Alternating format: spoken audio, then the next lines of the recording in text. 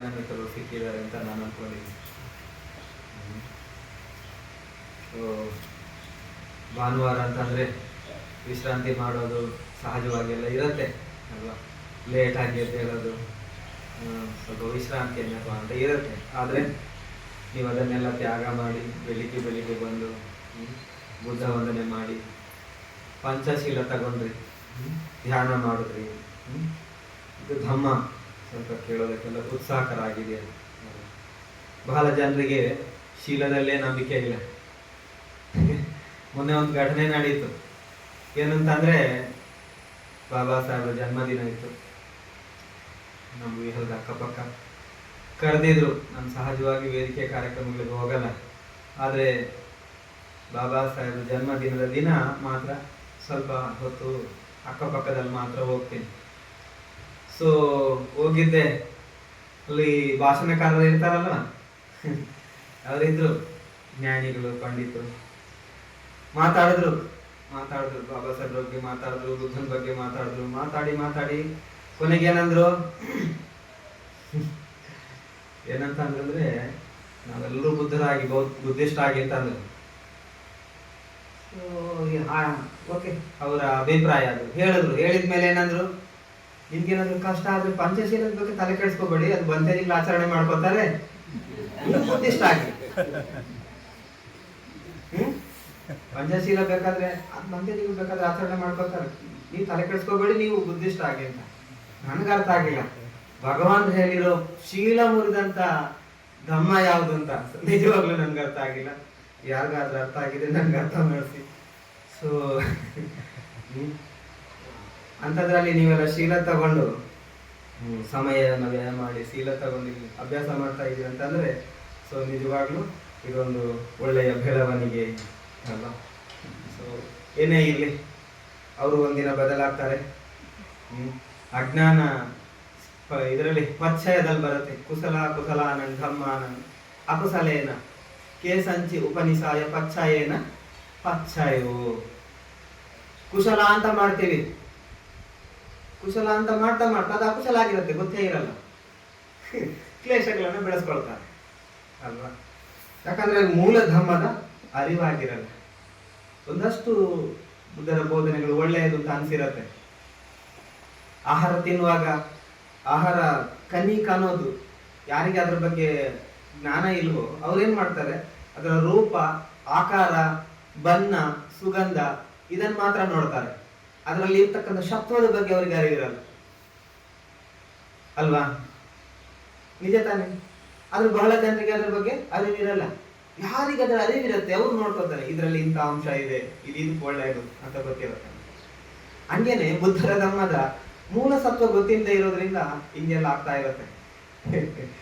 So ಆದ್ರಿಂದ ಅಂತದ್ರ ಮಧ್ಯೆ PhDಗಳು ನೀವು ಮಾಡದೇ ಇದ್ರು ಕೂಡ, ಬಹಳ ಜನ ವಿದ್ಯಾವಂತರಾಗಿದ್ರು ಕೂಡ ಹಂಗಿರ್ತಾರೆ. ಆದ್ರೆ ನೀವು ಕೂಡ ಅದನ್ನು ಮೀರಿ ಪಂಚಶೀಲಗಳನ್ನ ತಗೊಂಡು ಧರ್ಮಾಭ್ಯಾಸ ಮಾಡ್ತಾ ಇರೋದು ನಿಜವಾಗ್ಲೂ ಇದೊಂದು ಒಳ್ಳೆಯ ಬೆಳವಣಿಗೆ.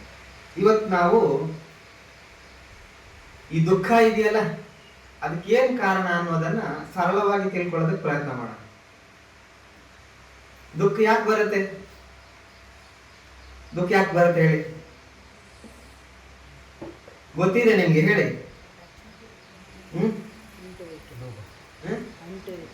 ಅಂಟುವಿಕೆ ಎಂದು ಗೊತ್ತಾ? ಹೆಂಗ್ ಅಂಟುವಿಕೆ ಬರುತ್ತೆ ಹೇಳಿ? ಅಂಟುವಿಕೆ ಹೆಂಗ್ ಬರುತ್ತೆ? ಯಾಕೆ ಬರುತ್ತೆ? ಅದು ಯಾಕೆ ಬರಬೇಕಾದ ಅಂಟುವಿಕೆ?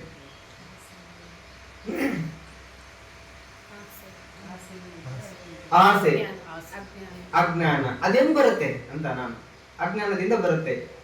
ಈಗ ಭಗವಾನ್ ಏನ್ ಹೇಳ್ತಾರೆ? ಕಥಮಂಚ ಭಿಕ್ಷವೇ ದುಃಖ ಸಮುದಯಂ ಆರ್ಯ ಸಚ್ಚಂ ಅಲ್ವಾ. ಯಾಯಂತನಹಂ ಪೂನುಭವಿಕ ನಂದಿರಾಗ ಸಹಾಗತ ತತ್ರಾಭಿನಂದಿನಿ ಸೆಯ್ಯತೀದಂ. ಹಿಂಗೆಲ್ಲ ಬರುತ್ತೆ ಅಂತ ಹೇಳಿದ್ರು. ಹಂಗಂದ್ರೆ ಏನು? ಆಮೇಲೆ ಹೇಳಿದ್ರು, ನೀವ್ ಹೇಳಿದ್ದೆ ಕಾಮತನ್ಹ ಭವತನ್ಹ ವಿವಾದನ್. ಇದೆಂಗ್ ಹುಟ್ಟತ್ತೆ, ಎಲ್ಲಿ ಹುಟ್ಟತ್ತೆ ಅಂತ ಆಗ್ಬೇಕಲ್ಲ. ಅದು ಮೇನ್ ಟಾಪಿಕ್ ಇದೆ. ಅಕಾರ್ಡಿಂಗ್ ಟು ಧಮ್ಮಚಕ ಸೂತ್ರದಲ್ಲಿ ಅಥವಾ 4 ಆರ್ಯ ಸತ್ಯಗಳನ್ನು ಇಟ್ಕೊಂಡು ನಾವು ದುಃಖ ಹೆಂಗ್ ಹುಟ್ಟತ್ತೆ ಅಂತ ಎಲ್ಲ ವಿಶ್ಲೇಷಣೆ ಮಾಡೋಕ್ಕಾಗಲ್ಲ. ನಾವು ಸ್ವಲ್ಪ ಅದಕ್ಕೊಂದು ಆರೋ ಮಾರ್ಕ್, ಈ ಕಡೆ ರಸ್ತೆ ಅಂತ ಇರತ್ತಲ್ವ, ನಾವು ಅದನ್ನು ಹಾಕೋದಕ್ಕೆ ಟ್ರೈ ಮಾಡೋದು. ಯಾಕಂದ್ರೆ ನೀವು ಧಮ್ಮ ಚರ್ಚೆ ಮಾಡ್ತಾ ಇದ್ದೀರಾ, ಸೊ ಅದ್ರಿಗೆ ನೀವು ಸ್ವಲ್ಪ ಓದೋದಕ್ಕೆ ನಿಮ್ಗೆ ಸ್ವಲ್ಪ ಐಡಿಯಾಗಳು ಸಿಗ್ಲಿ, ಇನ್ನೂ ಸ್ವಲ್ಪ ಸುಲಭವಾಗ್ಲಿ ಅಂತ. ಏನ್ ಹೇಳ್ತಾರೆ ಭಗವಾನ್ರು? ಯಾಯಂತನ್ ಪೂನುಭವಿಕ, ಮತ್ತೆ ಉತ್ಪತ್ತಿ ಆಗೋದಕ್ಕೆ ಭವಬಂಧನಕ್ಕೆ ತರೋದಕ್ಕೆ ಇದು ಕಾರಣ ಆಗತ್ತೆ. ಪುನಃ ಪುನಃ ನಿಮ್ಮನ್ನ ಈ ಭಾವದ ಬಂಧನಕ್ಕೆ ತಂದು ಸಿಕ್ಸಾಕತ್ತೆ. ಎಷ್ಟು ಚೆನ್ನಾಗಿ ಹೇಳ್ತಾರೆ ನೋಡಿ. ಹೆಂಗೆ? ನಂದಿ ರಾಗ ಸಹಾಗತ. ರಾಗ ಅಂದ್ರೆ ಏನು ಅಲ್ವಾ? ನಂದಿ ರಾಗ ಸಹಾಗತ ತತ್ರ ತತ್ರಾಭಿ ನಂದಿನಿ ಸೆಯ್ಯತೀದಂ. ನಂದಿ ರಾಗ ತತ್ರ ತತ್ರಾಭಿ ನಂದಿನಿ, ಇಲ್ಲಿ ಅಲ್ಲಿ. ಎಲ್ಲಿ ಹಂಗಾದ್ರೆ ಇಲ್ಲಿ ಎಲ್ಲಿ ಅಲ್ಲಿ ಅಂದ್ರೆ ಎಲ್ಲಿ? ಮನೆಯಲ್ಲಿ, ಬೆಸ್ಟ್ ಅಲ್ಲಿ, ಹಂಗ ಇಲ್ಲಿ ಅಲ್ಲಿ ಅಂದ್ರೆ 6 ಇಂದ್ರಿಯಗಳಲ್ಲಿ. ಎಷ್ಟು ಸೂಕ್ಷ್ಮ ಇದೆ ನೋಡಿ. ನಂದಿ ರಾಗ ಸಹಾಗತ ತತ್. ನಂದಿ ರಾಗ, ರಾಗ ಗೊತ್ತು, ನಂದಿ ರಾಗ ಅಂದ್ರೆ ಏನು? ಜನರಿಗೆ ದಮ್ಮ ಅರ್ಥ ಆಗಿಲ್ಲ. ಅದಕ್ಕೆ ಏನ್ ಮಾಡ್ತಾರೆ ಭಗವಾನ್ರು? ಆಸೆಯ ದುಃಖಕ್ಕೆ ಮೂಲ ಅಂತ ಎಲ್ಲಿಲ್ಲ. ಇವರೆಲ್ಲ ತಪ್ಪು ತಪ್ಪಾಗಿ ಹೇಳ್ತಾರೆ. ಈ ಬಂತೇಜಿಗಳು ಸರಿ ಇಲ್ಲ, ತ್ರಿಪಿಟಕನ ತಿದ್ಬಿಟ್ರು. ನಂದಿ ರಾಗ, ರಾಗ ಹೌದು. ನಂದಿ ರಾಗ ಅಂದ್ರೆ ಏನು? ಸೊ ಈ ರೀತಿಯಾದ ಎಲ್ಲ ವಿಷಯದಲ್ಲೂ ಒಂದು ಕಾನ್ಸೆಪ್ಟ್ ಅನ್ನು ಬೆಳೆಸ್ಕೊಳ್ಳೋದು. ಊಟದ ವಿಷಯ ಬಂದ್ರೆ ಅದರ ಮೇಲೆ ಒಂದು ಕಾನ್ಸೆಪ್ಟ್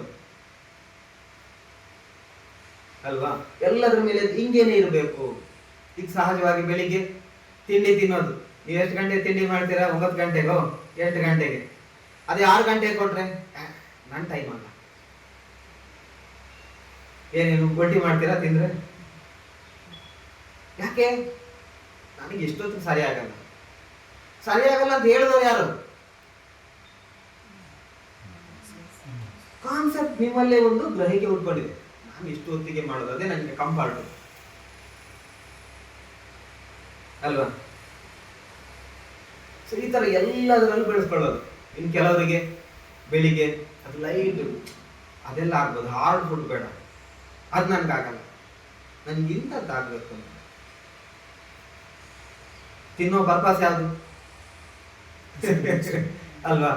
ಸೊ ಅದ್ರ ಹಿಂದೆ ಈ ತರ ಒಂದು ಎಲ್ಲ ವಿಷಯದಲ್ಲೂ, ಎಲ್ಲ ಇಂದ್ರಿಯಗಳಲ್ಲೂ ಈ ತರದ ಕಾನ್ಸೆಪ್ಟ್ಗಳನ್ನು ಬೆಳೆಸ್ಕೊಳ್ಳೋದು. ನಂದಿರಾಗ ಸಹಾಗತ ಇದು ಸಹ ತತ್ರ ತತ್ರಾಭಿನಂದಿನಿ, ಇಲ್ಲಿ ಅಲ್ಲಿ. ಸೆಯ್ಯತೀದಂ, ಕೇಳಿಸ್ಕೊಳ್ಳಿ. ಯಾವುದು? ಕಾಮತನ್ಹ ಭವತನ್ಹ ವಿಭಾವತನ್ಹ ಅಂತ ಹೇಳಿದ್ರು.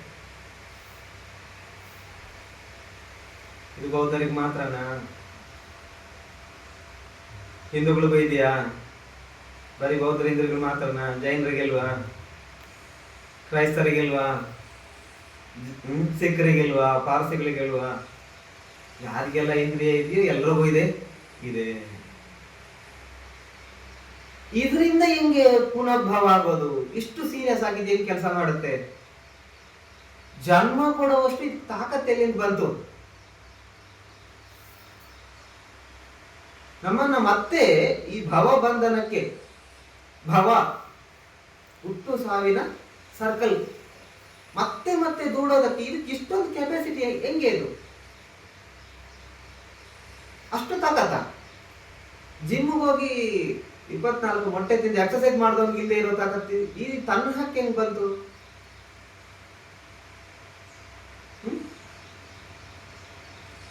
ವಿದೇಶಗಳಿಗೆಲ್ಲ ಹೋಗಿ ಮಾರ್ಷಲ್ ಆರ್ಟ್ ಎಲ್ಲ ಕಳ್ಕೊಂಡು ಬಂದವನ್ಗೆ ಇಲ್ಲದೆ ತಾಕತ್ತು ಈ ತನ್ನ ಹಕ್ಕೆ ಹೆಂಗ್ ಬಂತು?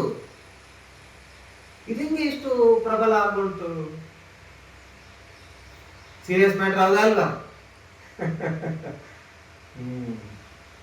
ಭಗವಾನ್ ಎಷ್ಟು ಚೆನ್ನಾಗಿ ಹೇಳ್ತಾರೆ ನೋಡಿ. ಈ ತನ್ನ ಹೆಂಗ್ ಹುಟ್ಟತ್ತೆ ಅನ್ನೋದು ಬಹಳ ಸುಂದರವಾಗಿದೆ. ಏಸೆ ಕೊತನ್ಹ ಉಪಜ್ಜಮಾನ ಉಪಜ್ಜತಿ ಕಥಾ ನಿವೇಸಮಾನ ನಿವೇಸತಿ. ಈ ತನ್ಹ ಏನು ಹುಟ್ಟತ್ತೆ ನೋಡಿ.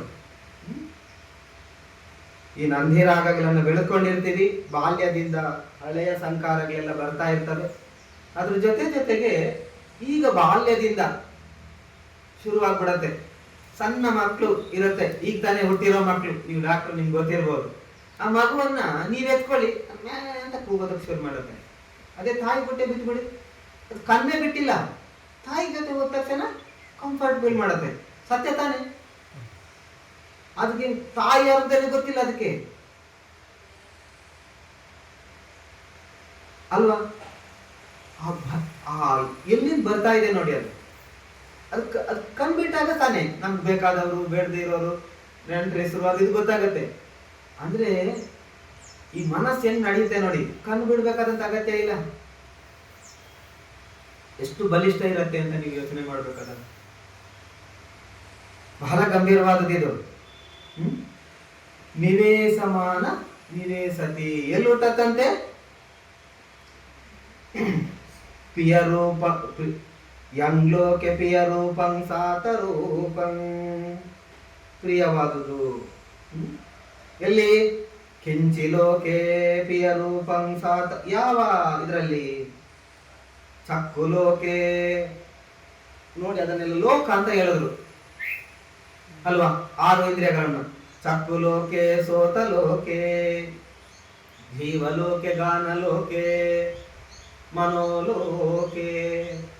ಲೋಕ ಎಷ್ಟು? ಲೋಕ ಎಷ್ಟಿದೆ? 32 ಲೋಕ. ಅದನ್ನು ಮೀರಿದ್ದಿದ್ದು ಲೋಕ.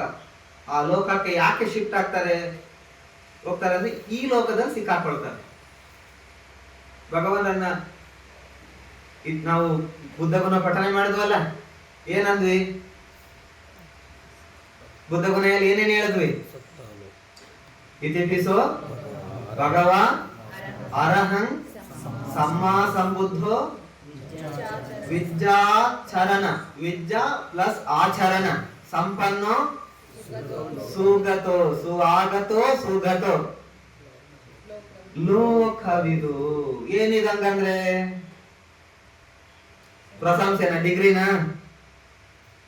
ಈಗ ಜನ ಮಾಡ್ತಾರಲ್ಲ ಭಾಷಣ ಮಾಡಿದ್ರೆ, ಅವರು ರನ್ನ ಚಿನ್ನ ಬನ್ನ ಬಹಳ ಒಳ್ಳೆಯವರು ಅಲ್ವಾ?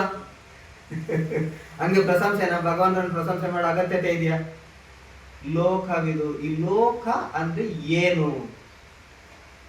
ಈ ಲೋಕದ 31 ಲೋಕ ಹೇಳಿದ್ರಲ್ಲ, ಜೀವನೆಲೆಗಳು, ಅಲ್ಲಿ ಹೆಂಗ್ ಹೋಗ್ತಾರೆ? ಮತ್ತೆ ಈ ಲೋಕ, ಇಲ್ಲಿ ಸಿಕ್ಕಾಕೊಳ್ಳೋ ಲೋಕ ಇದೆಯಲ್ಲ, ಇದ್ರ ಬಗ್ಗೆ ಸಂಪೂರ್ಣ ಅರಿವಿದೆ.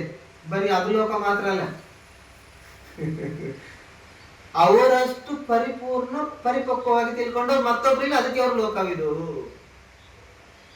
ಈ ಲೋಕದ ಬಗ್ಗೆ ಪರಿಪೂರ್ಣವಾದಂತ ಜ್ಞಾನ ಇದೆ ಅವರಿಗೆ. ಅದನ್ನ ಅನುಭವದಿಂದ ನೋಡ್ತಾರೆ. ಅದಕ್ಕೆ ಹೇಳೋದು. ಈಗ ಇದನ್ನ ಕನ್ನಡದಲ್ಲಿ ಹೆಂಗೆ ಹೇಳ್ತೀರಾ? ಆಸೆ ಅಂತ ಹೇಳ್ತೀರೋ, ತನ್ನ ಅಂತ ಹೇಳ್ತೀರೋ, ಎಂದು ಬೇಕಾದ್ರೂ ಕರ್ಕೊಳ್ಳಿ ನೀವು. ಭಗವಂತ ಕನ್ನಡದಲ್ಲಂತೂ ಮಾತ್ರ ಹೇಳಿಲ್ಲ. ಆಸೆಯೇ ದುಃಖ ಅಂತ ಹೇಳಿಲ್ಲ. ನಿಮ್ಗೆ ಅದು ಸೂಟಬಲ್ ಆಗೋದಂದ್ರೆ ಬಳಸ್ಕೊಳ್ಳಿ. ಆದ್ರೆ ಧರ್ಮವನ್ನ ಮಾತ್ರ ಅಪಮೌಲ್ಯ ಮಾಡಬೇಡಿ.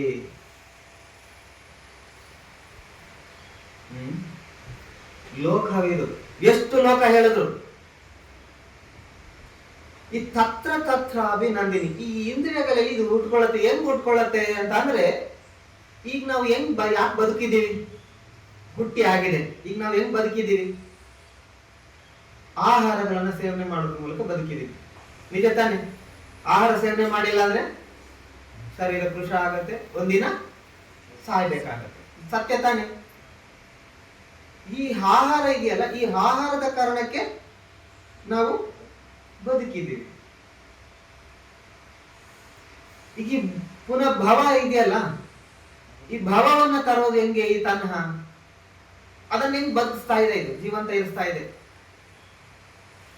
ಅಂತ ಅಂದ್ರೆ 4 ಆಹಾರಗಳಿದಾವೆ. ಎಷ್ಟು? 4 ಆಹಾರಗಳು. ನೀವು ಬೇರೆ ಬೇರೆ ಸುತ್ತಗಳನ್ನ ನೀವು ಇದ್ ಮಾಡ್ಕೊಂಡು ನೋಡಿದ್ರೆ ನಿಮ್ಗೆ ಅರ್ಥ ಆಗತ್ತೆ.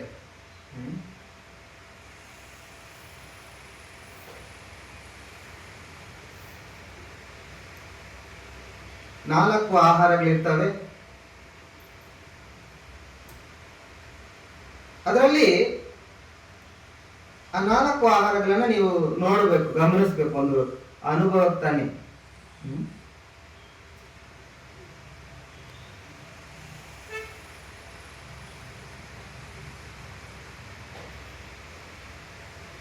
ಚತ್ತಾರು ದಿಕ್ಕವೇ ಆಹಾರೋ. ಎಷ್ಟು? 4 ಆಹಾರಗಳ ಬಗ್ಗೆ ಹೇಳಿದ್ರು. ಈಗ ಇಲ್ಲಿವರೆಗೂ ನಮ್ಗೆ ಎಷ್ಟು ಆಹಾರದ ಬಗ್ಗೆ ಗೊತ್ತಿರ್ಬೋದು, ಬಟ್ ಸ್ಪಷ್ಟವಾದಂತ ಅರಿವು ಇಲ್ಲದೇನು ಇರ್ಬೋದು. ಸ್ವಲ್ಪ ಓದಿರೋರು ಸ್ವಲ್ಪ ಅದ್ರ ಬಗ್ಗೆ ಐಡಿಯಾ ಇದೆ. ಎಷ್ಟು ಆಹಾರಗಳ ಬಗ್ಗೆ ಹೇಳಿದ್ರು? 4 ಆಹಾರಗಳ ಬಗ್ಗೆ ಹೇಳಿದ್ರು ಭಗವಾನ್.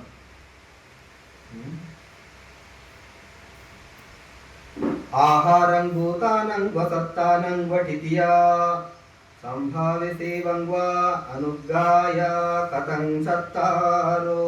ಯಾವ್ದದು 4 ಅಂತ ಭಗವಾನ್ ಹೇಳ್ತಾರೆ. ಕಬಲೀಕರೋ ಆಹಾರೋ ವಾಸುಕುಮೋ ವಾ ಪಸ್ಸೋ ಆಹಾರ ದ್ವಿತೀಯೋ ಮನಸ್ಸಂಚೇತನಂ ತತಿಯಂ ವಿಜ್ಞಾನಂ ಚತುರ್ಥಂ ಇಮೇಕೋ ಭಿಕ್ಕವೇ ಚತ್ತಾರೋ ಆಹಾರೋ ಭೂತಾಂಗ್ ವಾ ಸತ್ತನಂ ವಾ ಟಿತಿಯ ಸಮ್ಮೋ ಸಂಭಾವೇ ಸೀನಂ ವಾ ಅನುಗ್ರಹಾಯ. 4 ಆಹಾರಗಳ ಬಗ್ಗೆ ಹೇಳೋದು. ಮೊದಲನೇದು ಕಬಳಿಕರ ಆಹಾರ. ಗಟ್ಟಿ ಆಗೋದು, ಮೆದು ಆಗೋದು. ನಾವು ಈ ಶರೀರವನ್ನ ಜೀವಂತವಾಗಿರಿಸೋದಕ್ಕೆ ಸ್ವೀಕಾರ ಮಾಡ್ತಕ್ಕಂಥದ್ದು. ಇದು ಹೆಂಗೆ? ತನ್ನ ಉಪಜ್ಜಮಾನ ಉಪಜ್ಜತಿ ನಿವೇಶಮಾನ ನಿವೇಶತಿ. ಇದು ಹೆಂಗೆ ನಿವೇಶ ಅಂದ್ರೆ ಇರೋದಕ್ಕೆ ಸೂಕ್ತವಾದ ಜಾಗವನ್ನ ಮಾಡ್ಕೊಳ್ಳುತ್ತೆ. ಇಲ್ಲಿ ಇದು ಇರೋದ ಕಂಫರ್ಟ್ ಇದೆಯಲ್ಲ, ಅದಕ್ಕೆ ತಾನೇ ಇಲ್ಲಿ ಬಂದಿದ್ದೀವಿ. ಮೈದಾನಲ್ಲಿ ಯಾಕೆ ಕೂತಿಲ್ಲ? ಅದು ಇರೋದಕ್ಕೆ ಕಂಫರ್ಟ್ ಇಲ್ಲ, ಪೂರಕವಾಗಿಲ್ಲ, ವ್ಯವಸ್ಥಿತವಾಗಿಲ್ಲ, ಯೋಜನಾಬದ್ಧವಾಗಿಲ್ಲ ಅಲ್ವಾ? ಸೊ ಈಗ ಕಬಳಿಕರ ಆಹಾರ, ಈ ಕಬಳಿಕರ ಆಹಾರ ಶರೀರವನ್ನ ಪರ್ಪಸ್ ಯಾವುದು? ಶರೀರವನ್ನ ಜೀವಂತವಾಗಿ ಉಳಿಸಬೇಕು ಅಲ್ವಾ? ಆ ಬಾಧೆಯನ್ನ ತಡೆಯಬೇಕು. ತಿಂದಿಲ್ಲ ಅಂದ್ರೆ ಹಸಿವಾಗುತ್ತೆ. ಹಸಿವು ಸುಖನ ದುಃಖನ? ದುಃಖ ಸಮುದಯಂಗರಿಯ ಸಚ್ಚಂ. ಕಾರಣ ಅದಕ್ಕೆ ಇದೆ.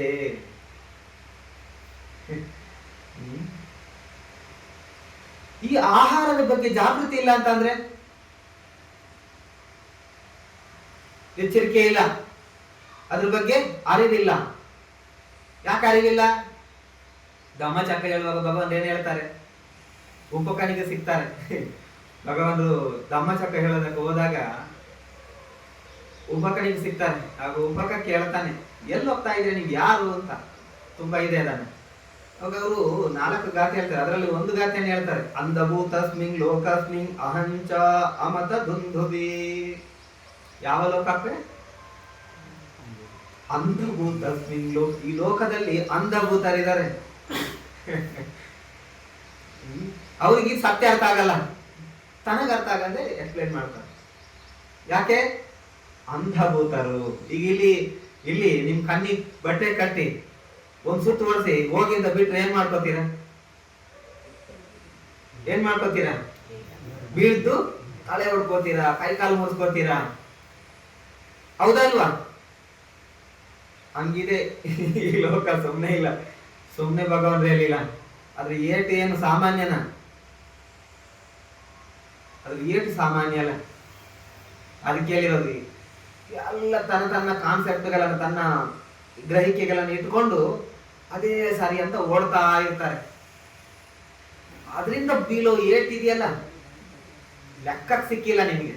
ನಿಮ್ಗಲ್ಲ, ನಮ್ಮನ್ನು ಸೇರಿಸ್ಕೊಂಡು ನಾವು ಅದೇ ದಾರಿಯಲ್ಲಿ ಇರೋದು. ಹ್ಮ್ ಈಗಲೂ ನಾವು ಪ್ರಯತ್ನದಲ್ಲೇ ಇರೋದು. ಹ್ಮ್ ಸೊ ನಿರಂತರವಾಗಿ ಇದ್ರ ಏಟು ಬೀಳ್ತಾ ಇದೆ. ಅದಕ್ಕೆ ಅಂಧ ಅಜ್ಞಾನವನ್ನ ಭಗವಾನರು ಯಾವುದಕ್ಕೆ ಹೋಲಿಕೆ ಮಾಡ್ತಾರೆ? ಕತ್ತಲೆಗೆ ಹೋಲಿಕೆ ಮಾಡ್ತಾರೆ. ಕತ್ತಲೆಯಲ್ಲಿ ಹೊರಟ್ರೆ ಯಾವ ರೀತಿ ಅಲ್ಲಿ ತಾಗೋದು, ಇಲ್ಲಿ ಎಡವೋದು, ಮುಗ್ಗುರಿಸಿ ಬೀಳೋದು, ತಲೆ ಓಡ್ಕೊಳ್ಳೋದು, ರಕ್ತ ಬರೋದು, ನೋವು, ಬಿದ್ರೆ ಅಲ್ಲಿ ಮುಗ್ದೋಯ್ತಾ, ಆ ನೋವು ಮತ್ತೆ ಶುರುವಾಗೋದು ಅಲ್ವಾ? ಅದಕ್ಕೆ ಭಗವಂತ ಹೇಳಿರೋದು ಸಾಮಾನ್ಯ ಅಲ್ಲ. ಈ ಕಬಲಿಕರ ಆಹಾರವು ಎಷ್ಟು ಅದ್ರ ಮೇಲೆ ಎಷ್ಟು ಒಂದು ಕ್ಲೇಶ ರಾಶಿಗಳನ್ನು ಬೆಳೆಸ್ಕೊತೀವಿ. ಒಂದ್ಸರಿ ಯೋಚನೆ ಮಾಡಿ ನೀವು ಅಲ್ವಾ? ಬಾಲ್ಯದಿಂದ ಇಲ್ಲಿವರೆಗೂ ನಿಮ್ಮನ್ನೇ ನೋಡಿ, ನೀವೇ ತಯಾರು ಮಾಡಿರುವಂತ ಆಹಾರ ಇರ್ಬೋದು. ಆ ಆಹಾರದ ಬಗ್ಗೆ ನಿಮ್ಗೆ ಎಷ್ಟು ನಕಾರಾತ್ಮಕವಾದಂತ ಯೋಚನೆ ಬಂದಿರತ್ತೆ ಅಂತ ಯೋಚನೆ ಮಾಡಿ. ಒಂದ್ ಸ್ವಲ್ಪ ಉಪ್ಪು ಹೆಚ್ಚಾಗ್ಲಿ, ನೀವೇ ತಯಾರು ಮಾಡಿರೋದು, ನಿಮ್ಗೆ ಅದ್ರ ಬಗ್ಗೆ ತುಚ್ಛ ಭಾವ, ನಿಮ್ಗೆ ನಿಮ್ಮ ಮೇಲೆ ಕೋಪ. ಯಾಕೆ? ನಿಮ್ಮ ನಿರೀಕ್ಷೆ ಇದೆ, ಹಿಂಗಿರ್ಬೇಕಿತ್ತು, ಅದು ಆಗಿಲ್ಲ, ಸತಿ ದುರ್ಬಲಗೊಂಡಿದೆ. ಅದರಿಂದ ಏನಾಯ್ತು? ಖಾರನು ಜಾಸ್ತಿ ಆಯ್ತು, ಉಪ್ಪು ಜಾಸ್ತಿ ಆಯ್ತು, ಇನ್ನೇನೋ ಜಾಸ್ತಿ ಹೆಚ್ಚು ಕಡಿಮೆ ಆಯ್ತು. ಮನಸ್ಸಲ್ಲಿ ತನ್ನ ಬಗ್ಗೆ ಇನ್ನು ಬೇರೆಯವ್ರು ಮಾಡಿದ್ರೆ ಅದು ಜಾಸ್ತಿ ಆಗತ್ತೆ ಅಲ್ವಾ? ಈ ಆಹಾರದ ಬಗ್ಗೆ ಎಷ್ಟೊಂದು ಬೆಳೆಸ್ಕೊಂಡಿದ್ವಿ. ಈಗ ಎಕ್ಸಾಂಪಲ್, ಒಂದು ಪುತ್ತ ಮಾಂಸ ಸುತ್ತ ಅಂತ ಒಂದು ಸಂಯುಕ್ತ ನಿಕಾಯದಲ್ಲಿದೆ. ಇದು ಬಹಳ ಗಂಭೀರವಾಗಿದೆ, ಬಟ್ ನಾನು ಸ್ವಲ್ಪ ಅದನ್ನ ಹೇಳೋದಕ್ಕೆ ಟ್ರೈ ಮಾಡ್ತೇನೆ. ಭಗವಾನ್ ಅದನ್ನ ಹೇಳ್ತಾರೆ. ಈ ಪುತ್ತ ಮಾಂಸ ಸುತ್ತದಲ್ಲಿ ಭಗವಾನ್ ಹೇಳ್ತಾರೆ. ಹೆಂಗ್ ಹೇಳ್ತಾರೆ ಅಂತಂದ್ರೆ,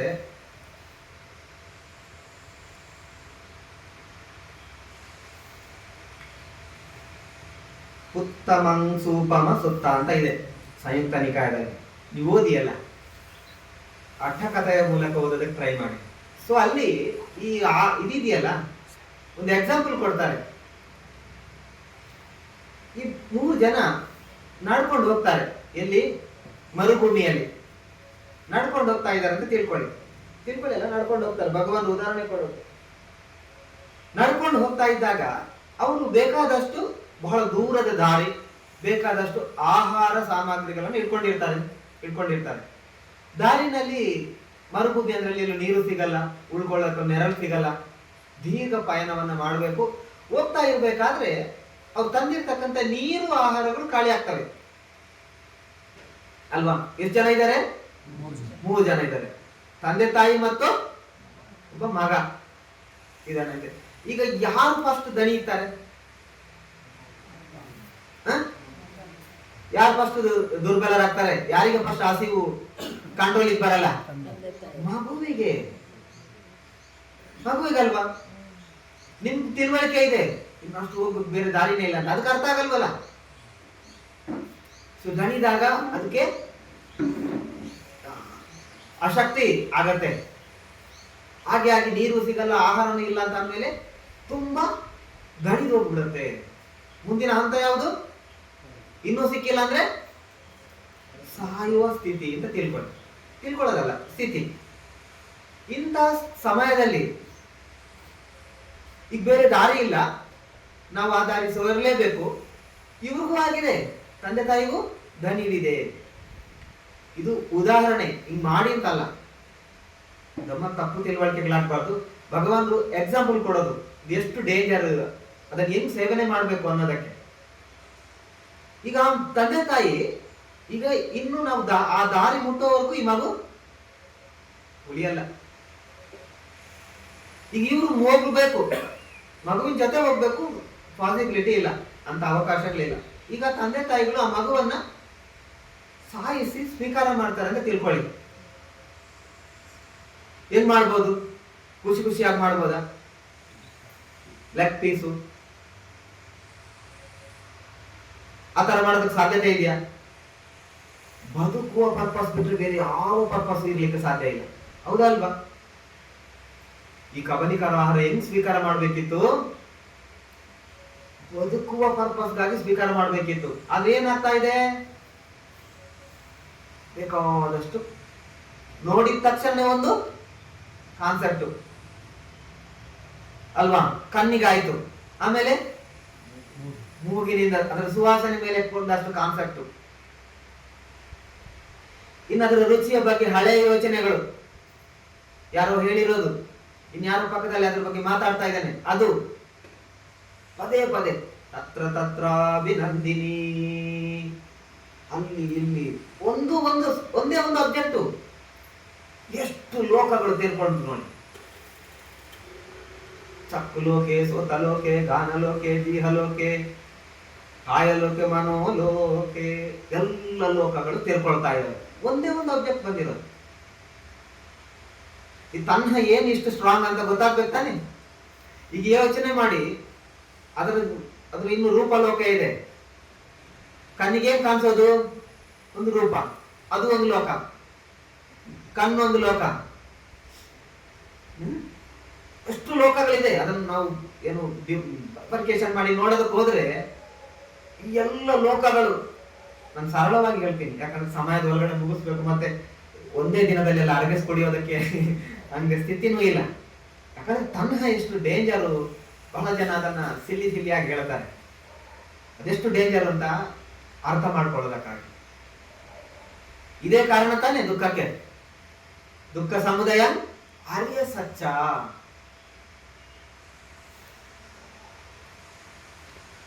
ಈ ಆಹಾರ ಅನ್ನುವಂಥದ್ದು ಹಿಂಗ್ ಬರ್ಬೇಕಿತ್ತು, ಅದ್ರ ಬದಲಿಗೆ ಹೆಂಗ್ ಬರ್ತಾ ಇದೆ, ಹೆಂಗ್ ಸ್ವೀಕಾರ ಆಗ್ತಾ ಇದೆ ಅಲ್ವಾ. ನೀವು ಯಾವುದೋ ಒಂದು ಇರುವೆಗಳನ್ನು ನೋಡಿ, ಅದೆಲ್ಲಿ ಅಲ್ಲಿ ಇಲ್ಲೆಲ್ಲ ಹೋಗ್ತಾ ಇರುತ್ತೆ, ಅದು ಯೋಗ್ಯ ಆದ್ರೆ ತಿಂದ್ಬಿಡುತ್ತೆ. ಆದ್ರೆ ನಾವು ಎಲ್ಲ ಅದ್ರ ಬಗ್ಗೆ ತಿಳುವಳಿಕೆ ಜಾಸ್ತಿ ಬಂದಿದೆ, ಈಗ ಎಜುಕೇಟೆಡ್ ಬೇಗರ ಆಗಿದ್ದೀವಿ, ಸೋ ಮೆನಿ ವೆರೈಟಿಗಳೆಲ್ಲ ಕಾನ್ಸೆಪ್ಟ್ ಬಂದಿದೆ. ಇದು ಕಬಲಿಕರ ಆಹಾರ, ಇದರಿಂದ ಎಷ್ಟು ಲೋಕಗಳು ತೆರ್ಕೊಳ್ತಾ ಇದ್ದಾರೆ. ಆಮೇಲೆ ಎರಡನೆಯದು ಪಸ್ಸಾಹಾರ, ಸ್ಪರ್ಶ. ಇದು ಒಂದು ಆಹಾರ. ಮೊದಲನೇದು ಕಬಲಿಕರು ಆಹಾರ, ಈ ಶರೀರವನ್ನು, ಇದು ಮನಸ್ಸಿಗೆ ಸಂಬಂಧಪಟ್ಟಿರೋದು. ಮೊದಲನೇದು ಶರೀರಕ್ಕೆ ಸಂಬಂಧಪಟ್ಟಿರೋದು, ಆದ್ರೆ ಪ್ರಕ್ರಿಯೆ ನಡೆಯೋದು ಮನಸ್ಸಿನಿಂದ ಅಲ್ವಾ. ಎರಡನೇದು ಸ್ಪರ್ಶ ಅನ್ನುವಂಥದ್ದೊಂದು ಮನಸ್ಸಿನ ಆಹಾರ. ಕಣ್ಣಿಗೆ ಬಿದ್ರೆ ಸಾಕು, ಅಲ್ಲೂ ಮತ್ತೆ ಇದೇ ಲೋಕಗಳು ಬೇರೆ ಬೇರೆ ರೀತಿಯಲ್ಲಿ ತೆರ್ಕೊಳ್ಳೋದು. ಆಮೇಲೆ ಮೂರನೇದು ಮನಸ್ಸಂಚೇತನ, ಇಚ್ಛೆ, ಇಂಟೆನ್ಷನ್, ವೊಲ್ಯೂಷನ್ ಕ್ರಿಯೇಟ್ ಆಗತ್ತಲ್ವಾ. ಇಲ್ಲಿ ಮತ್ತೆ ಅದೇ ಲೋಕಗಳು ತೆರ್ಕೊಳ್ಳೋದು, ಒಂದೇ ಮ್ಯಾಟ್ರು. ಆಮೇಲೆ ವಿಜ್ಞಾನಂಚ ಆಹಾರ, ಅದ್ರ ಬಗ್ಗೆ ಒಂದು ಕಾನ್ಸಸ್ನೆಸ್, ಚಿತ್ತ ಉತ್ಪತ್ತಿ ಆಗತ್ತೆ. ಮೊದಲಿನ ಎಲ್ಲ ಪ್ರಕ್ರಿಯೆಗಳಾಗತ್ತೆ, ಪರಿಪೂರ್ಣಗೊಂಡೀಗ ಆ ಚಿತ್ತ ಬರುತ್ತೆ. ಅವಾಗ ಏನ್ ಮಾಡ್ತೀವಿ? ಭಾಸತೀವ ಕರೋತೀವ. ಯಾವಾಗ? ಅಂಧಭೂತಸ್ಮಿನ್. ಅವಾಗ ಏನ್ ಮಾಡ್ತೀವಿ? ಕಾನ್ಸೆಪ್ಟ್ ನಮ್ಮ ಯೋಚನೆಗೆ ನಂದಿರಾಹ ಆಲ್ರೆಡಿ ಬಳಸ್ಕೊಂಡಿದೀವಿ, ಅದು ಪೂರಕವಾಗಿಲ್ಲ, ನಮ್ಮ ಮನಸ್ಸು ಉಗ್ರ ರೂಪ ಆಗುತ್ತೆ. ಪೂರಕವಾಗಿದ್ರೆ ಅಂಟುಕೊಳ್ಳೋದಕ್ಕೆ ಶುರು ಆಗುತ್ತೆ. ಅದಾದ್ರೆ ಒಂದು ತುತ್ತು ಜಾಸ್ತಿ ತಿನ್ಬೇಕು. ಈಗ ನೀವು ಯೋಚನೆ ಮಾಡಿ, ತುಂಬಾ ಹುಕ್ಕುಗಳಿದೆ, ಕೌಂಟಿಂಗ್ ಮಾಡಿದ್ರೆ ತುಂಬಾ ಇದೆ, ಅವಾಗ ಅದನ್ನ ಮತ್ತೆ ಬಿಡಿಸ್ಬೇಕಾಗತ್ತೆ. ಈಗ ನೋಡಿ, ತುಂಬಾ ಹುಕ್ಕುಗಳಲ್ಲಿ ಈಗ ನಮ್ಮನ್ನ ಒಂದೊಂದು ಹುಕ್ಕುಗಳು ಸಿಕ್ಕಿಸ್ತಾರೆ ಅಂತ ತಿಳ್ಕೊಳ್ಳಿ. ಹೆಂಗ್ ಮಾಡ್ತಾರೆ? ಹುಕ್ಕಲ್ಲಿ ನೇತಾಕ್ಸ್ಕೊಂಡ್ ಬಿಡ್ತಾರೆ. ಅದ್ರ ನೋವು ಹೆಂಗಿರ್ಬೋದು ಯೋಚನೆ ಮಾಡಕ್ಕಾಗತ್ತ? ಸೋ ಮೆನಿ ಚಾಕು ಲೋಕೆ, ಸೋತ ಲೋಕಿ, ಮತ್ತೆ ರೂಪಲೋಕೆ, ಈ ತರ ಸೋ ಮೆನಿ ಲೋಕಗಳು. ಅದು 31 ದೂರಕ್ಕೆ ಇಟ್ಟುಬಿಡಿ. ಒಂದೊಂದು ಲೋಕಗಳು. ಯಾಕೆ? ಅದಷ್ಟು ವಿಶಾಲವಾಗಿದೆ, ಅಷ್ಟು ಗಂಭೀರವಾಗಿದೆ, ಅದಕ್ಕೆ ಅದು ಲೋಕ. ಅದು ಲೋಕವನ್ನ, ಆ ಲೋಕದಲ್ಲಿ ನಿಮ್ಮನ್ನು ಕೊಂಡೋಗಿಡೋದಕ್ಕೆ ಲಾಯಕ್ಕಾಗಿದೆ, ಅದಕ್ಕೆ ಅದು ಲೋಕ. ಮನುಷ್ಯ ಲೋಕಕ್ಕೆ ಯಾಕೆ ಬಂದ್ವಿ? 31 ಲೋಕಗಳ ಬಗ್ಗೆ ನಿಮ್ಗೆ ಬ್ರೀಫ್ಲಿ ಗೊತ್ತಿದೆ. ಆ ಲೋಕಕ್ಕೆ ಎಲ್ಲಿಂದ ಸೃಷ್ಟಿ ಮಾಡುತ್ತೆ? ಆ ಲೋಕಕ್ಕೆ ಇಲ್ಲಿಂದ ಕೊಂಡೋಗಿ ನಿಮ್ಮನ್ನ ಎಸೆಯುವಂತ ಶಕ್ತಿ ಇದಕ್ಕಿದೆ, ಅದಕ್ಕೆ ಅದು ಲೋಕ. ಎಲ್ಲ ಹುಕ್ಕಲ್ಲಾಕಿ ಎತ್ಕೊಂಡ್ ಬಿಟ್ರೆ ಆ ವ್ಯಕ್ತಿಯ ನೋವಿಗೆ ಇರ್ಬೋದು. ಎರಡನೇ ಒಂದು ಎಕ್ಸಾಂಪಲ್ ಹೇಳ್ತಾರೆ, ಸ್ಪರ್ಶ ಆಹಾರ. ಈ ಸ್ಪರ್ಶ ಆಹಾರ ಕಣ್ಣಿಂದ ಸ್ಪರ್ಶ, ಎಲ್ಲ ಇಂದ್ರಿಯಗಳಿಂದ ಸ್ಪರ್ಶ ಅಲ್ವಾ. ಈಗ ಒಂದು ದನದ ಉಪಮೆ ಕೊಡ್ತಾರೆ, ಒಂದು ಗೋವಿನ ಉಪಮೆ. ಆ ಗೋವಿಗೆ ಶರೀರದಲ್ಲೆಲ್ಲ ಗಾಯ ಆಗಿದೆ ತಿಳ್ಕೊಳ್ಳಿ, ಮೇಲಿನ ಸ್ಕಿನ್ ಹೋಗಿದೆ. ಈಗ ಅದು ಅಲ್ಲಿ ಇಲ್ಲಿ ಅಲೆದಾಡ್ತಾ ಇರುತ್ತೆ ಹೊರಗಡೆ. ಅವಾಗ ಏನ್ ಮಾಡತ್ತೆ, ಬೇರೆ ಜೀವಿಗಳು, ಇರುವೆಗಳು, ಪಕ್ಷಿಗಳು, ಕ್ರಿಮಿಕೀಟಗಳು ಏನ್ ಮಾಡತ್ತೆ, ಅದನ್ನ ಕುಕ್ಕಿ ತಿನ್ನೋದಕ್ಕೆ ಶುರು ಮಾಡುತ್ತೆ. ಅದೇನ್ ಮಾಡತ್ತೆ, ಅಲ್ಲಿ ನೋವಾದಾಗ ಅಲ್ಲಿಂದ ಅದು ಗೋವು ಅದೇನ್ ಮಾಡುತ್ತೆ, ಅಲ್ಲಿ ಇನ್ನೊಂದು ಜಾಗಕ್ಕೆ ಹೋಗುತ್ತೆ. ಅಲ್ಲಿ ಇರೋಲ್ವಾ, ಅದು ಗೊತ್ತಿಲ್ಲ, ಅದು ಅಂಧಭೂತ ತಾನೆ. ಇನ್ನೊಂದು ಜಾಗಕ್ಕೆ ಹೋದ್ರೆ ಅಲ್ಲಿರ್ತಕ್ಕಂಥ ಕ್ರಿಮಿಕೀಟಗಳು ಅದನ್ನು ಮುತ್ತೋದಕ್ಕೆ ಶುರು ಮಾಡುತ್ತೆ. ಹಂಗೆ ಬೇರೆ ಬೇರೆ ಜಾಗಕ್ಕೆ ಹೋಗಿ ಅಲ್ಲಿಂದ ನೀರಿಗಿಳಿಯತ್ತೆ. ನೀರಿಗಿಳಿದಾಗ ಅಲ್ಲಿರ್ತಕ್ಕಂಥ ಕ್ರಿಮಿಕೀಟಗಳು, ಮೀನುಗಳು ಅದನ್ನ ಮುಟ್ಟೋದಕ್ಕೆ ಶುರು ಮಾಡುತ್ತೆ, ತಿನ್ನೋದಕ್ಕೆ ಶುರು ಮಾಡುತ್ತೆ. ಕುಕ್ಕಿ ಕುಕ್ಕಿ ಅದರ ಮಾಂಸವನ್ನ ತಿನ್ನತ್ತೆ. ಅದ್ರ ನೋವು ಹಿಂಗಿರ್ಬಹುದು. ಉದಾಹರಣೆ, ಮೊದಲನೇದು 3 ಜನ ಪ್ರಯಾಣ ಮಾಡೋರು ಅಲ್ವಾ, ಅವರು ಒಂದ್ ವೇಳೆ ಸ್ವೀಕಾರ ಮಾಡಿದ್ರೆ ಹೆಂಗೆ, ಉದಾಹರಣೆ ಈ ರೀತಿ ತಗೋಬೇಕು. ಅದು ಅದನ್ನ ಎಂಜಾಯ್ ಮಾಡಕ್ ಸಾಧ್ಯ ಇಲ್ಲ. ಈಗ ಈ ದನ ಅನುಭವನ್ನ ಎಂಜಾಯ್ ಮಾಡೋದಕ್ಕೆ, ಅನುಭವಿಸಿ ಖುಷಿ ಪಡೋದಕ್ಕೆ ಸಾಧ್ಯತೆ ಇದೆಯಾ? ಅನುಭವವನ್ನು ನಾವು ಕಲ್ಪನೆ ಮಾಡ್ಕೊಳಕ್ಕಾಗತ್ತ? ಮೂರನೇ ಆಹಾರ ಮನಸ್ಸಂಚೇತನ. ಮನಸ್ಸಿನಲ್ಲಿ ಈ ಇಚ್ಛೆಗಳು ಉತ್ಪತ್ತಿ ಆಗತ್ತಲ್ಲ, ಈ ಇಚ್ಛೆಗಳು ಉತ್ಪತ್ತಿ ಆದಾಗ ಅದಕ್ಕೊಂದು ಉದಾಹರಣೆಯನ್ನ ಕೊಡ್ತಾರೆ ಭಗವಾನ್. ಈಗ ಒಂದು ಉದ್ದದ ಗುಂಡಿಯನ್ನು ತೋಡ್ತಾರೆ. ಗುಂಡಿ ತೋಡಿ ಅದರಲ್ಲಿ ಕೆಂಡ ಪೂರ ಕೆಂಪಾಗಿದೆ, ಸ್ವಲ್ಪನೂ ಅದ್ರ ಮೇಲೆ ಇದಿಲ್ಲ, ಹೊಗೆ ಹಾಡ್ತಾ ಇಲ್ಲ, ಸಂಪೂರ್ಣ ಅಷ್ಟು ಉರಿತಾ ಇರುವಂತ ಕೆಂಡ. ಒಬ್ಬ ವ್ಯಕ್ತಿ ಅದ್ರ ಮೇಲೆ ನಿಲ್ಲಬೇಕು, ಊಹಿಸ್ಲಿಕ್ಕೆ ಸಾಧ್ಯ ಆಗತ್ತ ಅದ್ರ ಸುಡೋದು ಎಷ್ಟಿರ್ಬೋದು ಅಂತ, ಶಾಖ ಯಾವ ಪ್ರಮಾಣದಲ್ಲಿ ಹೆಂಗ್ ಸುಡಬಹುದು ಅಂತ ನಾವು ಒಂದು ಕಲ್ಪನೆ ಮಾಡಕ್ಕಾಗತ್ತ? ಅದು ಎಷ್ಟು ಉದ್ದ ಇದೆಯೋ ಅಷ್ಟು ಆಳವಾಗಿದೆ. ಬೇರೆ ಒಂಚೂರು ಅದ್ರ ಮೇಲೆ ಯಾವುದು ಅಡ್ಡ ಇಲ್ಲ, ಸಂಪೂರ್ಣ ಕೆಂಪು ಕೆಂಪಾಗಿದೆ ಕೆಂಡ. ಅದ್ರ ಮೇಲೆ ನಾವು ನಿಂತ್ರೆ ಯಾವ ಪ್ರಮಾಣದಲ್ಲಿ ನಮ್ಮನ್ನ ಅದು ಸುಡಬಹುದು, ಅಷ್ಟು ಅಪಾಯಕಾರಿಯಾಗಿದೆ ಅಂತ ಭಗವಂತರು ಯಾವುದ್ರ ಬಗ್ಗೆ ಹೇಳ್ತಾರೆ? ಚೇತನ, ಮನಸ್ಸಂಚೇತನಂಗ ಆಹಾರ. ಮನಸ್ಸಿನ ಇಂದ್ರಿಯಗಳಿಗೆ ಸಂಬಂಧಪಟ್ಟ, ಇಂದ್ರಿಯಗಳು ಹೆಂಗೆ ಜೀವ ಇರ್ತವೆ ಅಂತ. ಮತ್ತೆ ವಿಜ್ಞಾನಂಚ ಆಹಾರ. ಇದ್ರ ಬಗ್ಗೆ ಕೊನೆಗೆ ಒಂದು ಚಿತ್ತ ಬಂದು ಪ್ರತಿಕ್ರಿಯಿಸ್ತೀವಲ್ಲ, ಅದ್ರ ಬಗ್ಗೆ ಮಾತಾಡ್ತೀವಿ, ಅದ್ರ ಬಗ್ಗೆ ಅಲ್ವಾ ಪ್ರತಿಕ್ರಿಯೆಯನ್ನು ಕೊಡ್ತೀವಿ. ಅದು ಒಳ್ಳೆಯದಾದ್ರೆ ಒಳ್ಳೆಯದು, ನಮ್ಮ ಮನಸ್ಸಿಗೆ ಹೆಂಗ್ ಬಂದಿದೆ ಅದ್ರ ಪೂರಕವಾಗಿ ನಡೆಯುತ್ತೆ. ಇದಕ್ಕೆ ಒಂದು ಉದಾಹರಣೆ ಕೊಡ್ತಾರೆ ಭಗವಾನರು, ನೀವು ಅದನ್ನು ಓದ್ಬೇಕು. ಪುತ್ತ ಮನ್ಸಮ ಸುತ್ತ ಅಂತ ಬೇರೆ ಬೇರೆ ಸುತ್ತಗಳೆಲ್ಲ, ಅದಕ್ಕೆ ಅದರ ಅಕ್ಕಪಕ್ಕದ ಸುತ್ತಗಳಲ್ಲೂ ಕೂಡ ಅದಕ್ಕೆ ಪೂರಕವಾಗಿದ್ದೇನೆ ಹೇಳಿದ್ದಾರೆ. ಇಲ್ಲಿ ಭಗವಂತ ಒಂದು ಉದಾಹರಣೆಯನ್ನ ಕೊಡ್ತಾರೆ. ಈಗ ಒಬ್ಬ ರಾಜ ಇರ್ತಾನೆ, ಒಂದು ರಾಜ ಇರ್ತಾನೆ. ಅವನ ರಾಜ್ಯದಲ್ಲಿ ಕಳವಾಗತ್ತೆ, ಕಳ್ಳತನ ಆಗತ್ತೆ. ಆ ಕಳ್ಳತನ ಮಾಡಿರ್ತಕ್ಕಂಥದ್ದನ್ನ ಒಂದು ರಾಜ್ಯದ ಸೈನಿಕರು, ರಾಜ ಭಟ್ರು ಹಿಡಿತಾರೆ. ಹಿಡಿದು ರಾಜನ ಮುಂದೆ ತರ್ತಾರೆ. ರಾಜ ಬೆಳಿಗ್ಗೆ ಎದ್ದುಕೊಂಡು ಎಲ್ಲ ಮುಗಿಸ್ಕೊಂಡು ರಾಜ ದರ್ಬಾರಿಗೆ ಬರ್ತಾನೆ. ರಾಜನಿಗೆ ಮಾಹಿತಿ ಸಿಗತ್ತೆ. ಅವ್ರು ಹೇಳ್ತಾರೆ ರಾಜನಿಗೆ, ಇವನು ಕಳ್ಳತನವನ್ನ ಮಾಡಿದ್ದಾನೆ ಅಂತ. ಅವಾಗ ರಾಜ ಹೇಳ್ತಾನೆ,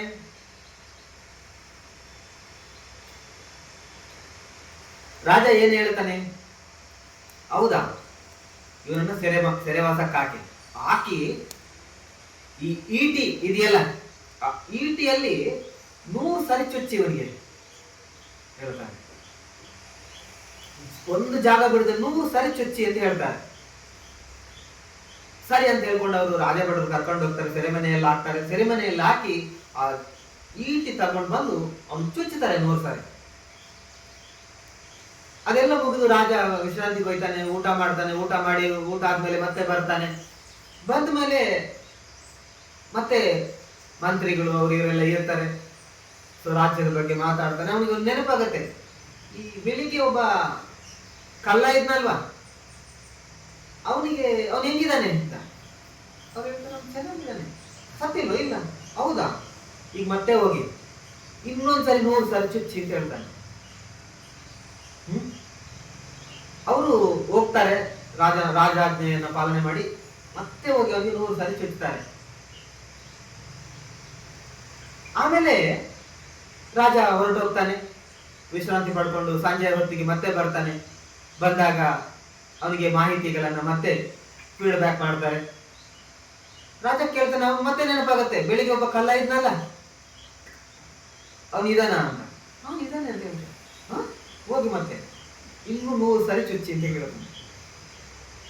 ಈಗ ನೀವು ಬೆಳಿಗ್ಗೆ, ಮಧ್ಯಾಹ್ನ, ಸಂಜೆ ಹಂಗೆ 100 ಸರಿ ಚುಚ್ಚಿರ್ತಾರೆ ಆ ಈಟಿನಲ್ಲಿ. ಅದಕ್ಕೆ 2 ಕಡೆ ಕೂಡ ಶಾರ್ಪ್ ಇರತ್ತೆ, ಬರೀ ಸೂಜಿ ತರ ಅಲ್ಲ. ಅದರ ಚುಚ್ಚು, ಅದರ ನೋವಿನ ಗ್ರಹಿಕೆಯನ್ನ ನಿಮ್ ಗ್ರಹಿಕೆ ಮಾಡಕ್ಕಾಗತ್ತಾ?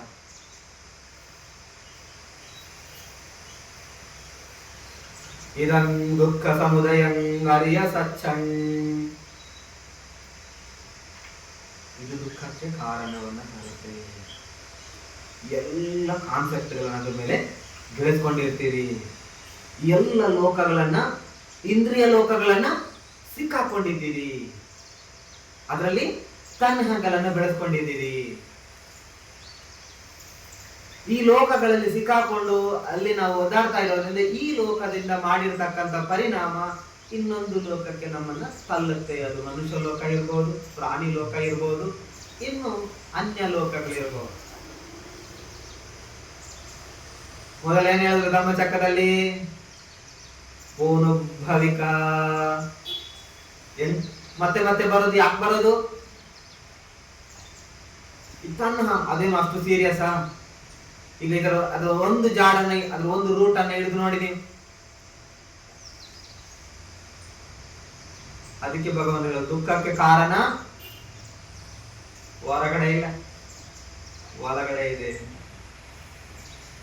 ಅದಕ್ಕೆ ನಿಮ್ಮ ದುಃಖಕ್ಕೆ ಕಾರಣ ಯಾರೋ ನಿಮ್ಮನ್ನ ಬರೆದು ಕಳಿಸಿಲ್ಲ.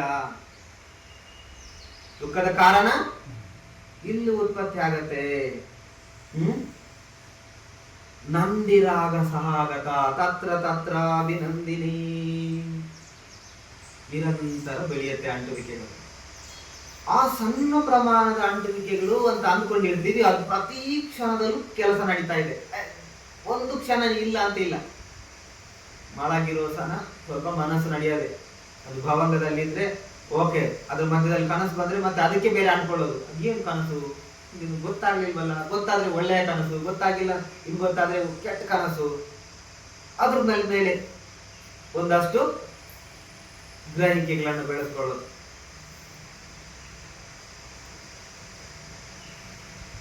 ಎಲ್ಲ ಪ್ರತಿ ಕ್ಷಣದಲ್ಲೂ ಈ ಇಂದ್ರಿಯ ಲೋಕಗಳು ನಡೀತಾ ಇದೆ, ಶಾರ್ಪ್ ಆಗಿದೆ. ನಮ್ಗೆ ನೋವನ್ನ ಕೊಡುವಂತದಕ್ಕೆ ಇದ್ರ ಬಗ್ಗೆ ಅರಿವಿಲ್ಲ. ಇದೇ ಎಲ್ಲಗಳು. ಈಗ ಒಂದು ಸಬ್ಜೆಕ್ಟ್ ಅನ್ನು ನೋಡಿ. ಈಗ ಕಬಳಿಕರ ಆಹಾರದ ಬಗ್ಗೆ ಒಂದು ಪರ್ಸ್ ಆಯ್ತು, ಆಹಾರ ಬಂತು, ಸ್ಪರ್ಶ ಆಯ್ತು, ಕಣ್ಣಿನ ಸ್ಪರ್ಶ ಆಯ್ತು, ನಾಲಿಗೆ ಸ್ಪರ್ಶ ಆಗುತ್ತೆ ಆಹಾರ ಮೇಲೆ ಅಲ್ವಾ. ಉಳಿದು ಈ 2ರ ಮೇಲೆ ಎಲ್ಲ ಲೋಕಗಳು ಮತ್ತೆ ತೇರ್ಕೊಳ್ಳುತ್ತೆ. ನೋಡಿದ ತಕ್ಷಣ ತೇರ್ಕೊಂಡು ಬಿಡುತ್ತೆ ಎಲ್ಲ ಲೋಕ. ಅದು ಒಂದು ಲೋಕ ಅಲ್ಲ. ರೂಪ ಲೋಕ ಬೇರೆ, ಚಕ್ಕು ಲೋಕ ಬೇರೆ. ಅದ್ರ ಮೇಲೆ ಚಕ್ಕು ಸಂಪರ್ಶ ಲೋಕ ಬೇರೆ, ಮತ್ತೆ ವೇದನಾ ಲೋಕ ಬೇರೆ. ಒಂದು ಆಬ್ಜೆಕ್ಟ್ಗೆ ಎಷ್ಟು ಲೋಕ ತೇರ್ಕೊಂಡು ಬಿಡತ್ತೆ ನೋಡಿ. ಈಗ ಒಬ್ಬ ಲಾಚಾರ ಮನುಷ್ಯ ಇದ್ದಾನೆ, ಅವನಿಗೆ ಎಲ್ಲ ಮುಗಿಬಿದ್ದು ಅಡ್ಡದಿಡ್ಡಿ ಹೊಡೆದ್ರೆ ಹೆಂಗಾಗತ್ತೆ ಅವನ ಸ್ಥಿತಿ ಅಲ್ವಾ? ಯಾಕೆ ಎಷ್ಟು ಡೇಂಜರ್? ಇದು ಹೆಂಗೆ ನಮ್ಮನ್ನ ಭಾವಚಕ್ರಕ್ಕೆ ತರುತ್ತೆ ಅನ್ನೋದು ಗೊತ್ತಾಗ್ಬೇಕಾದ್ರೆ ಇದನ್ನು ಒಂದು ಅಂಶವನ್ನ, ಎಲೆಯನ್ನ ಇಟ್ಟು ಅಭ್ಯಾಸ ಮಾಡೋದ್ರ ಮೂಲಕ ಡೀಪ್ ಆಗಿ ಸ್ಟಡಿ ಮಾಡಬೇಕು. ಎಲ್ಲರೂ ಹೇಳ್ತಾರೆ ದುಃಖಕ್ಕೆ ತನ್ಹವೇ ಕಾರಣ ಅಲ್ವಾ. ಕಾಮತನ್ಹ, ಭವತನ್ಹ, ವಿಭವತನ್ಹ. ಮುಗಿದೋಯ್ತು? ಮುಗುದಿಲ್ಲ. ಈಗ್ಲೂ ಹೇಳಿದ್ದು ಇಷ್ಟೇ. ಇಷ್ಟು ಈಗ್ಲೂ ಹೇಳಿದ್ದು ಇಷ್ಟು. ನಿಮ್ಗೆ ಅದರ ಅರಿವು ಬರಲಿ ಅಲ್ವಾ. ಯಾವಾಗ ದುಃಖಕ್ಕೇನು ಕಾರಣ ಅಂತ ಗೊತ್ತಾಗತ್ತೋ, ನೀವೊಂದು ಉದಾಹರಣೆ ತಗೊಳ್ಳಿ. ಈಗ ಒಂದು ಸಣ್ಣ ಒಂದು ಧೂಳು, ಒಂದು ಕಣ ಅಲ್ವಾ, ಈ ಒಂದು ಕಣ ನಿಮ್ ಕಣ್ಣಿಗೆ ಬಿತ್ತು ಅಂತ ತಿಳ್ಕೊಳ್ಳಿ, ನೀವು ಖುಷಿ ಆಗಿರ್ತೀರಾ? ಹ್ಯಾಪಿ ಆಗಿರ್ತೀರಾ? ತೊಂದರೆ ಆಗತ್ತೆ ತಾನೆ? ಅಪಾಯ ಇದೆ ತಾನೆ? ಇದಕ್ಕಿಂತ ಅಪಾಯ ಇದೆ. ಒಂದೊಂದು ಕೂಡ ನಮ್ಮನ್ನ ಈ ಭವಬಂಧನದಲ್ಲಿ ಸಿಕ್ಕಿಸೋದಕ್ಕೆ ಈ ತನ್ಹ ಎಷ್ಟು ಸ್ಟ್ರಾಂಗ್ ಆಗಿದೆ ಅಂತಂದ್ರೆ ಅಷ್ಟು ಎಕ್ದಮ್ ಸ್ಟ್ರಾಂಗ್ ಆಗಿದೆ. ಹೆಂಗಂದ್ರೆ ಈ ಸಿಮೆಂಟು, ಮರಳು, ಜಲ್ಲಿ, ನೀರು ಮಿಕ್ಸ್ ಮಾಡಿ ಹಾಕಿದ್ದೀರಾ ತಿಳ್ಕೊಳ್ಳಿ. ಈಗ ನೀವು ಅದನ್ನು ಉಗುರಲ್ಲಿ ಕೆರೆದು ಪುಡಿ ಪುಡಿ ಮಾಡಿ ಧೂಳು ಮೊದಲು ನಂಗೆ ಮಾಡಬೇಕು, ಆಗತ್ತಾ? ಸಾಧ್ಯತೆ ಇದೆಯಾ? ಇದೆ, ಇಲ್ಲ ಅನ್ನೋ ಸ್ಥಿತಿಯಲ್ಲಿ ಇದೆ. ಎಷ್ಟು ಸ್ಟ್ರಾಂಗ್ ಇದೆ ನೋಡಿ, ಎಕ್ದಮ್ ಸ್ಟ್ರಾಂಗ್ ಆಗಿದೆ, ಕಲ್ಲು ಬಂಡೆ ತರ ಆಗಿದೆ. ಅದು ಹಾಕಿದವ್ರು ಯಾರು? ನಾವೇ. ಯಾಕೆ ಹಾಕಿದ್ದೀವಿ? ನಾವು ಎಲ್ಲಿ ಸಿಕ್ಕಾಕೊಂಡಿದ್ದೀವಿ? ಅಂಧಭೂತ. ಈ ಲೋಕದ ಬಗ್ಗೆ ಅರಿವಿಲ್ಲ, ಏನ್ ಸಿಕ್ಕಾಕೋತೀವಿ ಅನ್ನೋದು ಗೊತ್ತಿಲ್ಲ, ದುಃಖಕ್ಕೆ ಏನ್ ಕಾರಣ ಅಂತ ಗೊತ್ತಿಲ್ಲ, ತನ್ಹ ಅಂತ ಗೊತ್ತು. ಇದು ಹೆಂಗ್ ಭಗವಾನ್ ಬುದ್ಧರ ಬೋಧನೆ ಕಲ್ಸಾರೋ ಇದು ಹೆಂಗ್ ಕ್ರಿಯೇಟ್ ಆಗುತ್ತೆ ಅನ್ನೋದ್ರ ಬಗ್ಗೆ ಅರಿವಿಲ್ಲ ಅಲ್ವಾ? ಇದೇ ತನ್ಹವನ್ನ, ಇನ್ನೆಲ್ಲ ಉಳಿದ ತನ್ಹಗಳಿದಾವಲ್ಲ ಅದೆಲ್ಲ ತನ್ಹ ಸೃಷ್ಟಿ ಆಗೋದು ಇದರಿಂದ. ಇದು ಸೃಷ್ಟಿ ಆಗತ್ತೆ, ಇದು ಕಾರಣಕ್ಕೆ ಅದು ಸೃಷ್ಟಿ ಆಗತ್ತೆ. ಈ ಮರಳು ಒಂದೊಂದು ಮರಳುಗಳು ಒಂದ್ ಕಡೆ ಇರುವೆಗಳು ನೋಡಿ, ಒಂದೊಂದೇ ಮರಳು ಎತ್ಕೊಂಡು ಬರುತ್ತೆ, ಅದು ಬುಟ್ಟಿಲಿ ಎತ್ಕೊಂಡು ಬರಲ್ಲ. ನೀವು ಬೆಳಿಗ್ಗೆ ರಾತ್ರಿ ಇಲ್ಲದೆ ಇರುವಂತದ್ದು ಬೆಳಿಗ್ಗೆ ನೋಡಿದ್ರೆ ಇಷ್ಟು ಮರಳು ಎತ್ತಾಕಿರುತ್ತೆ. ಈಗ ನಮ್ಮ ಇಂದ್ರಿಯದ ಕೆಲಸ ಕಾರ್ಯಗಳು ಹಿಂಗೇನೆ, ಅದೇನ್ ಕಮ್ಮಿ ಇಲ್ಲ ಅದಕ್ಕಿಂತ. ಪ್ರತಿ ಕ್ಷಣಕ್ಕೂ ಇಷ್ಟಿಷ್ಟು ಮರಳನ್ನ ಎತ್ಕೊಂಡು ಬಂದಂಗೆ. ಅಷ್ಟು ಮರಳುಗಳು ನಮ್ಮ ಕಣ್ಣಿಗೆ ಬಿದ್ರೆ, ನಮ್ಮ ಬಾಯಿಗೆ ಬಿದ್ರೆ, ನಮ್ಮ ಕಿವಿಗೆ ಬಿದ್ರೆ, ನಮ್ಮ ಮೂಗಿಗೆ ಬಿದ್ರೆ ಎಷ್ಟು ಹಾನಿ ಆಗ್ಬೋದು. ಅದಕ್ಕೆ ಭಗವಾನ್ ಹೇಳೋದು ಇದು ತನ್ಹ ಉಪಜ್ಜಮಾನ ಉಪಜ್ಜತಿ ನಿವೇಶಮಾನ ನಿವೇಶತಿ. ಇದು ಉತ್ಪತ್ತಿ ಆಗುವುದಕ್ಕೆ ಇರ್ತಕ್ಕಂಥ ಜಾಗ, ತನ್ಹ ಉತ್ಪತ್ತಿ ಆಗುವುದಕ್ಕಿರುವಂತ ಜಾಗ. ಹೆಂಗೆಲ್ಲ ಉತ್ಪತ್ತಿ ಆಯ್ತು? ಅಲ್ಲಿ ಇಲ್ಲಿ ಉತ್ಪತ್ತಿ ಆಯ್ತು. ತತ್ರ ತತ್ರ ಅಭಿನಂದಿನಿ. ದುಃಖಕ್ಕೆ ಏನ್ ಕಾರಣ ಗೊತ್ತಾಯ್ತಲ್ವಾ? ಸರಳವಾಗಿ ಹೇಳಿದೀನಿ. ಗಂಟೆ 9 ಆಗೋಯ್ತು. ಡೌಟ್ ಇದೆಯಾ? ಯಾಕಂದ್ರೆ ಇದು ಡಿಫಿಕಲ್ಟ್ ಸಬ್ಜೆಕ್ಟ್. ಬಟ್ ಅಲ್ಲೇ ನಿಂತಲ್ಲೇ ಗಾಡಿ ನಿಲ್ಬಾರ್ದು, ಸ್ವಲ್ಪ ಮುಂದೆ ಹೋಗ್ಬೇಕು, ಅದ್ರ ತಿಳುವಳಿಕೆಗಳು ಬರ್ಬೇಕು. ಬಹಳ ಜನ ಹೇಳ್ತಾರೆ ಬರೀ ದುಃಖದ ಬಗ್ಗೆನೇ ಹೇಳಿದ್ರು. ದುಃಖ ಅಂತ ಗೊತ್ತಾದ್ರೆ ಅಲ್ಲಿಂದ ಹೊರ ಬರೋದು ಸುಲಭ ಆಗುತ್ತೆ ಅಂತ, ಅದಕ್ಕೆ ದುಃಖ ಹೇಳಿದ. ಅದನ್ನ ಎಜುಕೇಟ್ ಮಾಡಿರೋದು. ದುಃಖ ಅಂತ ನಿಮ್ಗೆ ಅರಿವಾದಾಗ ಯಾವಾಗ ಪ್ರಜ್ಞೆ ಬೆಳೆಸ್ಕೊಳ್ಳೋದಕ್ಕೆ ತಯಾರಿ ಮಾಡ್ತೀರೋ ನೀವು ಅದರಿಂದ ದೂರ ಆಗೋದಕ್ಕೆ ತಯಾರಿ ಮಾಡ್ತೀವಿ. ಯಾರ್ಯಾರ ಪುಣ್ಯಗಳು ಎಷ್ಟಿದೆಯೋ ಅದು ಪೂರಕವಾಗಿ ಅವರ ಪರಿಶ್ರಮ ಎಷ್ಟಿದೆಯೋ, ಅವ್ರಿಗೆ ಕಲ್ಯಾಣ ಮಿತ್ರರ ಸಂಗ್ರಹ ಎಷ್ಟಿದೆಯೋ ಅದಕ್ಕನುಗುಣವಾಗಿ ಅದರಿಂದ ಅವನು ಅಂತರವನ್ನ ಕಾಯೋದಕ್ಕೆ ಶುರು ಮಾಡ್ತಾನೆ. ಒಬ್ಬ ಮೂರ್ಖ ತಾನು ಮೂರ್ಖ ಅಂತ ತಿಳಿದ ತಕ್ಷಣ ಅವನು ಜ್ಞಾನಿ ಆಗ್ಬಿಟ್ಟ ಅಂತ. ಆ ಕ್ಷಣಕ್ಕೆ ಅವನು ಜ್ಞಾನಿ. ಒಂದೊಂದು ಹಂತದಲ್ಲೂ ಕೂಡ ನಾವು ಅದನ್ನ ಸ್ವಲ್ಪ ಪ್ರಮಾಣದಲ್ಲಿ ಬೆಳೆಸ್ಕೊಂಡ್ರು ಕೂಡ ಬಹಳ ದೊಡ್ಡ ಪ್ರಗತಿಯತ್ತ ನಮ್ಮನ್ನ ಆಧ್ಯಾತ್ಮದೊಳಗಡೆ ನಮ್ಮನ್ನ ಬಿಡುಗಡೆಗೊಳಿಸುವ ಶಕ್ತಿ ಇದಕ್ಕಿದೆ. ಅದನ್ನ ಮುಂದಿನ ಆರ್ಯ ಸತ್ಯದಲ್ಲಿ ನೋಡ್ಬೇಕು ನಾವು. ದುಃಖ ನಿರೋಧನ್ ಆರ್ಯ ಸತ್ಯದಲ್ಲಿ ನೋಡ್ಬೇಕು. ಈಗ ನಾವು ನೋಡ್ತಾ ಇರೋದು ದುಃಖ ಸಮುದಾಯ ಕಾರಣವನ್ನ ನಾವು ನೋಡುತ್ತಾ ಇದೀವಿ. ಗೊತ್ತಾಯ್ತಾ? ಒಂದು ಐಡಿಯಾ ಸಿಕ್ತಲ್ವಾ? ಇನ್ನು ಭಗವಂತರು ಹಿಂಗ್ ಮಾಡಿ ಅಂತ ಹೇಳಿದ್ರು ಅಂತ ತಿಳ್ಕೊಬೇಡಿ, ಮಗುವನ್ನು ತಿನ್ನೋದಕ್ಕೆ ಹೇಳಿದ್ರು ಅಂತ ತಿಳ್ಕೊಬೇಡಿ. ಆ ಸ್ಥಿತಿಯನ್ನ ನೋಡಿ, ಆ ಮನಸ್ಥಿತಿ ಹೆಂಗಿರ್ಬೋದು, ಅದನ್ನ ಮೀರಿದ್ದಕ್ಕೆ ಉತ್ಪತ್ತಿ ಆಯಿತು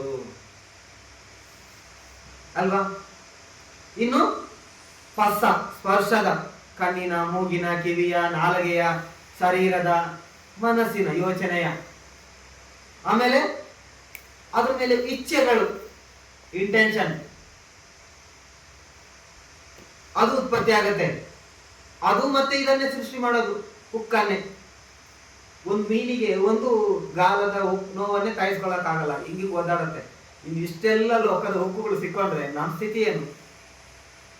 ಜನ ಯಾಕೆ ಸಮಸ್ಯೆಗೆ ಬಿದ್ದಾಗ ಟೆನ್ಷನ್ ಮಾಡ್ಕೋತಾರೆ, ಡಿಪ್ರೆಷನ್ ಹೋಗ್ತಾರೆ? ಕಾರಣ ಅಲ್ಲಿಲ್ಲ, ಇಲ್ಲಿದೆ. ಇದರಿಂದೆಲ್ಲ ಮಾಡ್ಕೊಂಡು ಬಂದಿರ್ತಾನೆ. ಇದ್ರ ಈ ಲೋಕದ ಅರಿವಿಲ್ಲ, ಹೇಳಿದ್ರೆ ಅವ್ನಿಗೆ ಅರ್ಥ ಮಾಡ್ಕೊಳಕ್ಕಾಗಲ್ಲ, ಪ್ರಾಕ್ಟೀಸ್ ಮಾಡಿಕೊಳ್ಳೋದಕ್ಕೆ ಸಂಯಮ ಇಲ್ಲ, ಸಿಕ್ಕಾಕೊಳ್ತಾನೆ. ವಿಜ್ಞಾನ ಆಹಾರ ಫೈನಲ್ ಆಗಿ ಅವನು ಬಂದ್ಬಿಟ್ಟ ರಾಜಂತರ ಅಲ್ವಾ? ಅವನು ಮೊದಲೇನಿರ್ತಾನೆ, ಅವನು ಒಬ್ಬ ವ್ಯಕ್ತಿ ತಾನೇ, ರಾಜ ತಾನೇ, ಒಬ್ಬ ವ್ಯಕ್ತಿ. ಆಮೇಲೆ ಅವನು ಒಂದಷ್ಟು ಎಲ್ಲವನ್ನ ಸೇರಿಸ್ಕೊಂಡು ಮುಂದೆ ಲೀಡಿಂಗ್ ಮಾಡೋದು ಬರ್ತಾನೆ, ಅವನೇ ವಿಜ್ಞಾನ. ಎಲ್ಲ ವಿಚಾರ 4 ಅಂಶಗಳು. ಅದಕ್ಕೆ ಭಗವಂತ ಹೇಳ್ತಾರೆ, ದುಃಖ ದುಃಖ ದುಃಖ ಸತ್ಯದಲ್ಲಿ ಹೇಳಿದ್ರಲ್ಲ, ಏನ್ ಹೇಳಿದ್ರು?